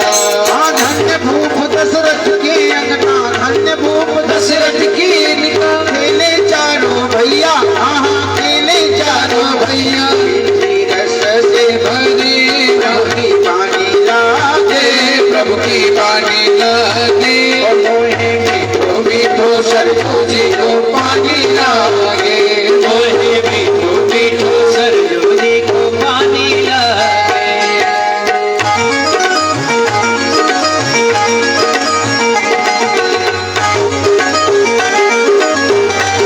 बोलिए अयोध्या धाम की।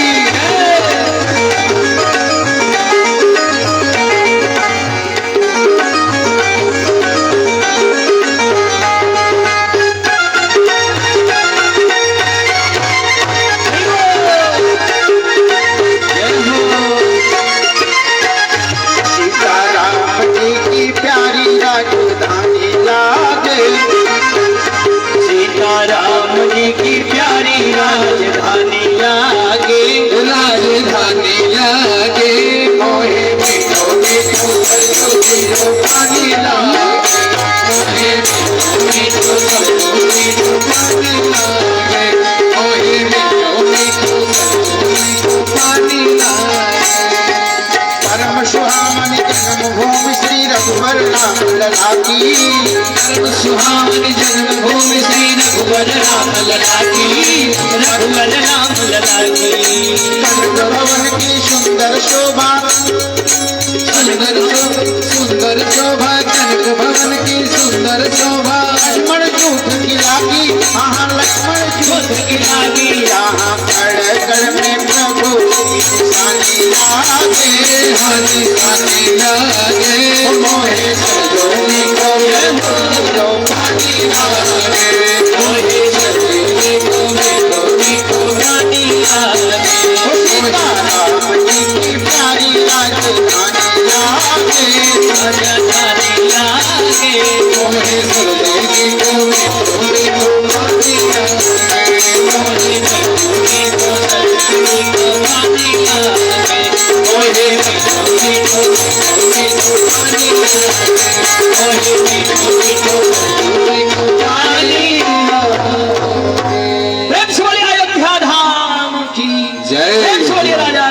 रामचंद्र की जय हो। बोलिए सच्चिदानंद भगवान की जय। और आइए हम लोग द्वितीय स्कंद में प्रवेश करते हैं।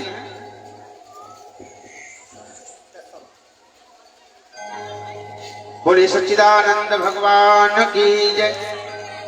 श्री सुखदेव जी कहते हैं, राजन दसम स्कंद में कथा को प्रवेश करते हैं, कथा में प्रवेश करते हैं और 2 अध्याय में भगवान कृष्ण की कथा सुना दी। सुखदेव जी ने कहा, गुरुदेव हो गई कृष्ण कथा? कहा तो सुना दिए। भगवान का जन्म महाराज कंस के कैद खाने में हुआ। वसुदेव जी गोकुल में लेकर के गए, नंद यशोदा ने पाला पोसा। 2 अध्याय में जल्दी जल्दी कथा सुना दी। कहा हो गई कृष्ण कथा? कहा सुना तो दिए। कहा महाराज आनंद नहीं आया।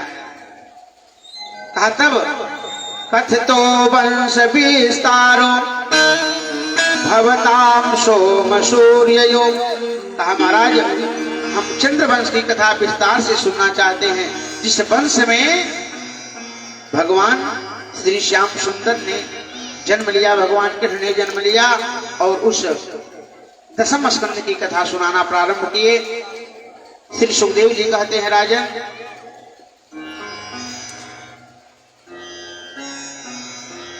श्री सुखदेव जी ने कहा, राजन मथुरा में शूरसेन मंडल और माथुर मंडल, जो शूरसेन मंडल था उसके राजा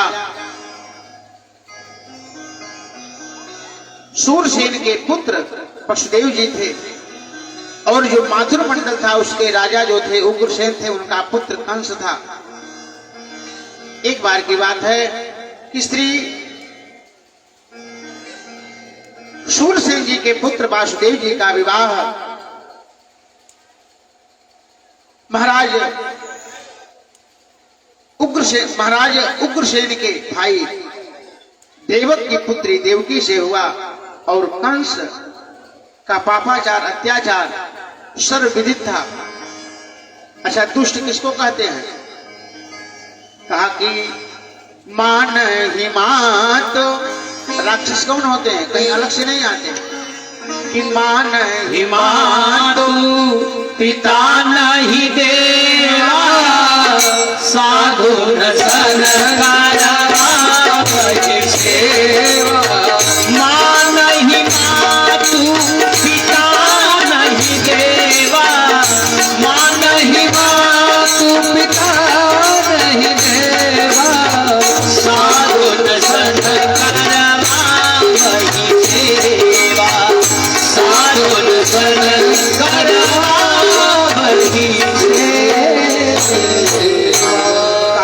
करही अनीति जाय नहीं वरणी, सीधहि विप्रदेव सुर धरणी। जिनके अहया चरण भवानी, ते निश्चर समझानहु प्राण। जो कंस था उसका पापाचार अत्याचार विदित था, सब लोग जान रहे थे। लेकिन जिस समय वसुदेव देवकी का विवाह हुआ, महाराज देवक ने खूब सारा दहेज लेकर के, दान देकर के अपनी बिटिया देवकी को विदा किया। कंस ने क्या किया? सोचा कि जब हम रथ को हाँक करके ले जाएंगे, स्वयं सारथी बन करके जाएंगे, तो जो लोग देखेंगे सोचेंगे कि कंस सुधर गया। थोड़ा अच्छा काम भी जीवन में एकाध कर लेना चाहिए। अच्छा काम थोड़ा सा कर लें तो बड़ी प्रशंसा हमारी होगी। और जैसे कंस अपनी बहन देवकी को रथ में बैठा करके ले जा रहा था, उसी समय देवता लोगों ने आकाशवाणी कर दिया कि अस्यास्त्वामष्टमो गर्भ। अरे इस देवकी का 8वां गर्भ तुम्हारा काल होगा। हे अबुध, हे मूर्ख कंस, जिस बहन देवकी को तू रथ में बैठा करके ले जा रहा है, इसका 8वां पुत्र तेरा काल होगा महाराज। और जैसे कंस ने सुना देवकी के बालों को पकड़ करके रथ से नीचे गिरा दिया और देवकी के केश को पकड़ करके रथ से जब नीचे गिरा दिया महाराज, मारने के लिए चल रहा, अपनी तलवार को निकाला है। उसी समय वसुदेव जी ने जाकर के रोक दिया है, कंस तू देवकी को नहीं मार सकता, अब तक यह तुम्हारी बहन थी लेकिन अब हमारी पत्नी हो गई और पत्नी की रक्षा करना पति का धर्म होता है। मैं अपनी पत्नी की रक्षा करूंगा। अरे आकाशवाणी ने कहा कि 8वां गर्भकाल होगा, एक काम करो, मैं तुमको वचन देता हूं कि जो भी संतान होगी मैं तुमको ला करके दे दूंगा, तुम्हारी जो इच्छा कहेगी करना। और कहते हैं, सुखदेव स्वामी कहते हैं, राजन वसुदेव देवकी को उसने महल में रखा, पहले कैद नहीं किया था, महल में रखा था, क्योंकि वह जानता था कि वसुदेव जी सत्यवादी हैं, झूठ नहीं बोलते हैं, झूठ नहीं बोल सकते हैं। जब पहला पुत्र हुआ उस पुत्र का नाम था कीर्तिमान, उस कीर्तिमान नाम के पुत्र को ले आकर के वसुदेव जी ने कंस को दिया